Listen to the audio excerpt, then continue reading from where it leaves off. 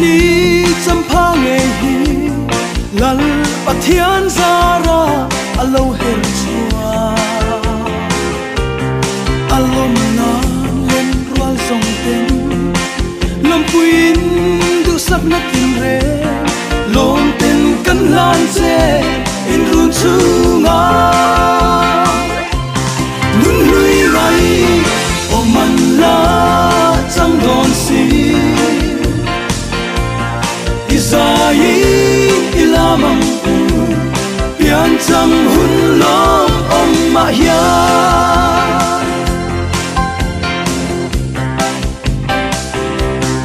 ilen rual song te hian te am ten le lai che nan nun khua lim ten mang la kan tie icham ren mai he huna a her chuak no nge hei ang mual liam mai an song a pam lua e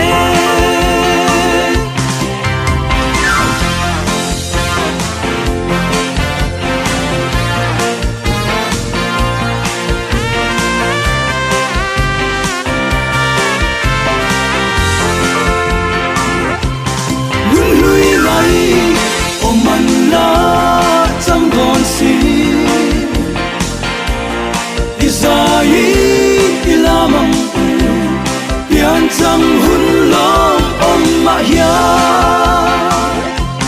nun lui lai o man la chang don si izai ilamang pian chang hun lom om ma ya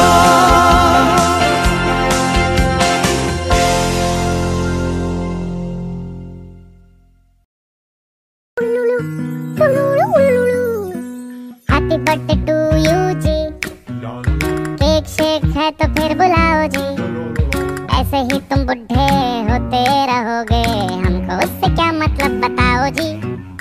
happy birthday to you हाँ जी, तो इस पे इतने खुश क्यों हो ऐ भाई, तुम तो बरसों पहले ही निकल चुके हो, तो बर्थडे वाला नाटक ये क्यों है भाई।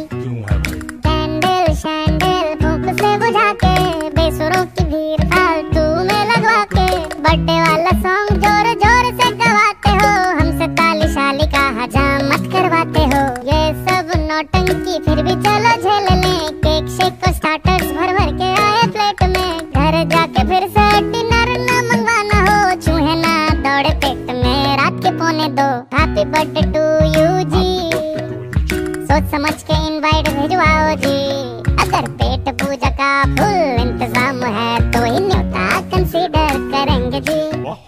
हैप्पी बर्थडे टू यू कह दिया है जी, तुम और भी बुढ़े हो गए ओ तेरी, दिल छोटा ना करो उम्र का है क्या, बाल झड़ेंगे दांत गिरेंगे वैसे ही।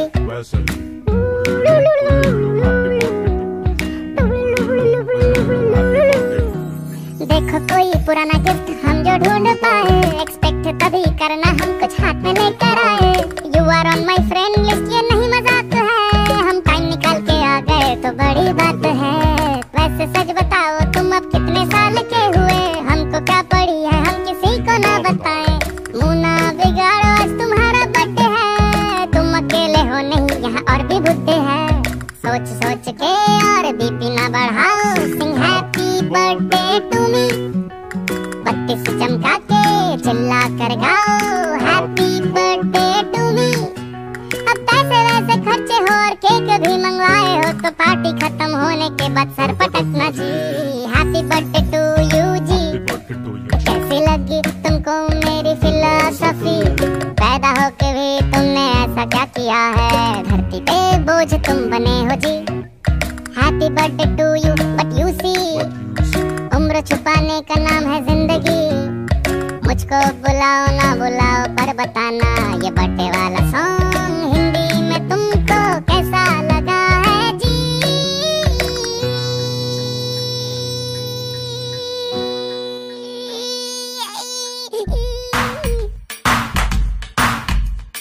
Happy, happy, happy, happy, happy, happy, happy, happy birthday. Happy, happy, happy, happy, happy, happy, happy, happy birthday. Vội ni pian chăm kan lom pui che du sang na zong zong ni tan kan lai khua ru khua la dam reng in chu la zo lung ti lom lai chi lai u na u len rua lung du zong ne lung chang moi du om nen khua nu ma so mi liên minh kan lom kan sai vội ni ya ni pian chăm pa lo chang le hi en dang reng kan do lo tu dang reng kan ngai lo a sin da vara hanga ala kim ne oh oh oh oh oh oh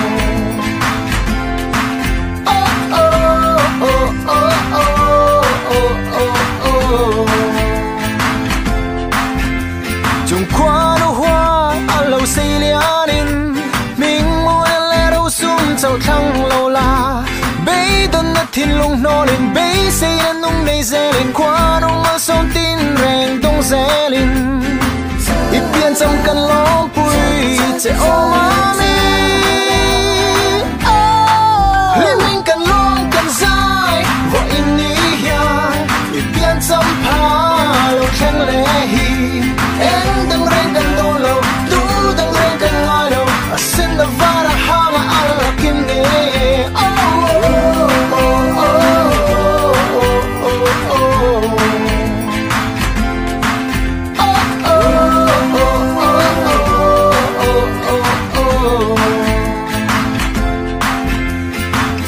kan lo me o vo in ni kan thleng le hi ei ne na lom thu kan ron so ye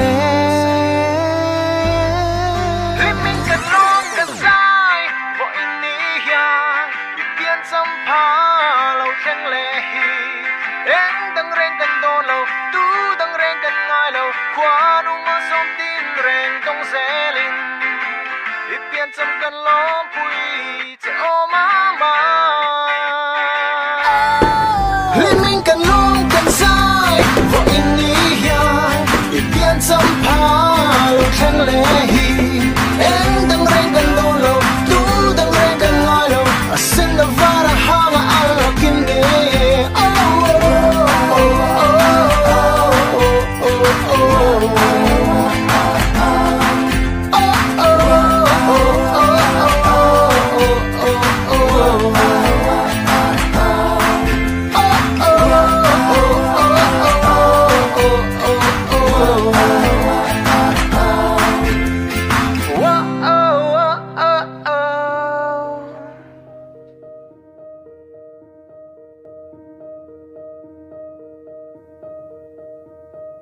Beautiful, beautiful, no other name I knew from the moment you came. I see in your eyes the dawn of a day when nothing will ever be the same. Feel my heart beating through my chest. I'll get used to just saying yes. Yes, I'll love you with all I am. Yes, tonight is where we begin. And ooh, I wanna dance with you. Ooh, I promise to stand for you. Oh, oh, ooh, I'd do anything for you. Oh yeah, tonight my love, all I want. I wanna sing for you. Yeah, I'll sing for you. Happy birthday, baby. Happy birthday to you. Happy birthday, baby. Happy birthday to you.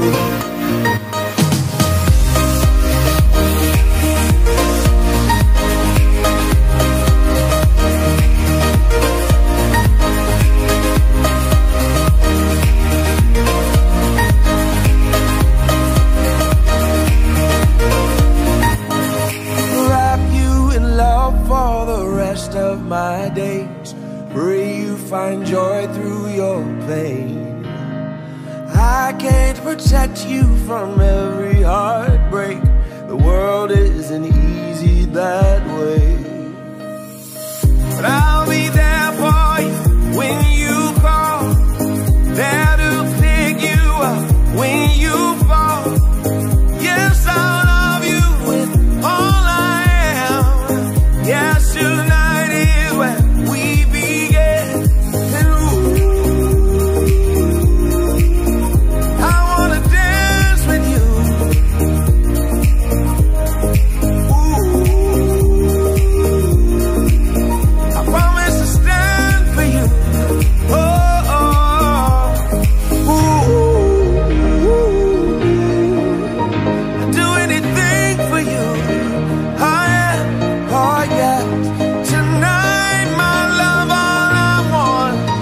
I wanna sing for you. Yeah, I'll sing for you. Happy birthday, baby. Happy birthday to you. Happy birthday, baby. Happy birthday to you.